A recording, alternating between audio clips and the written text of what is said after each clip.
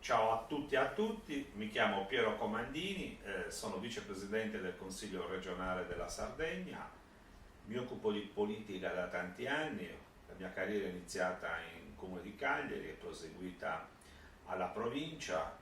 e ora sono qui nella massima assemblea legislativa della Sardegna. Devo dire che ho sempre fatto politica e ritengo la politica una delle migliori espressioni per potersi occupare degli altri attraverso quelli che sono gli strumenti che la nostra Costituzione ci mette a disposizione, cioè interventi legislativi per migliorare le condizioni delle persone, scelte programmatiche per migliorare lo sviluppo dei nostri territori. E se la politica è fatta con passione, con cuore, con amore e devozione nei confronti degli altri, sicuramente è anche delle migliori forme di solidarietà e di carità. Prima di tutto è l'accesso, quindi la possibilità di esprimere il proprio parere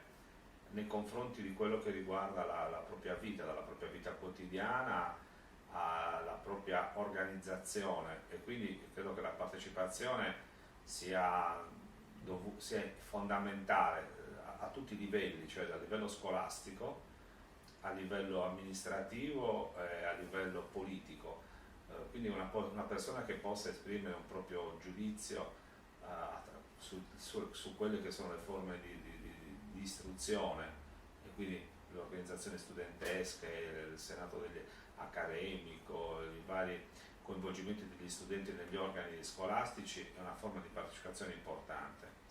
E così quando avviene a livello amministrativo, attraverso la possibilità che i cittadini esprimono un proprio parere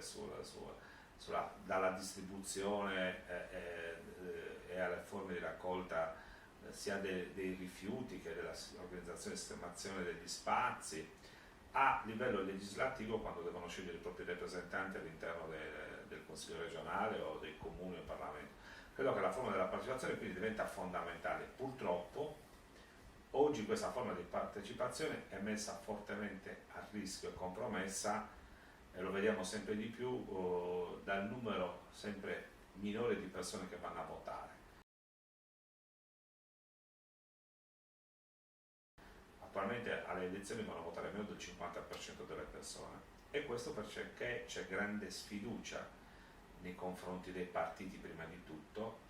e c'è grande sfiducia anche nei confronti degli organi che governano la propria città. Rimane invece ancora presente all'interno dei movimenti studenteschi, dove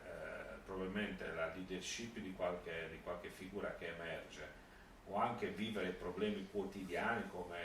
il diritto all'alloggio, il diritto alla mensa, il diritto alla mobilità, portano i giovani che frequentano l'università sicuramente a occuparsi più, a partecipare di più.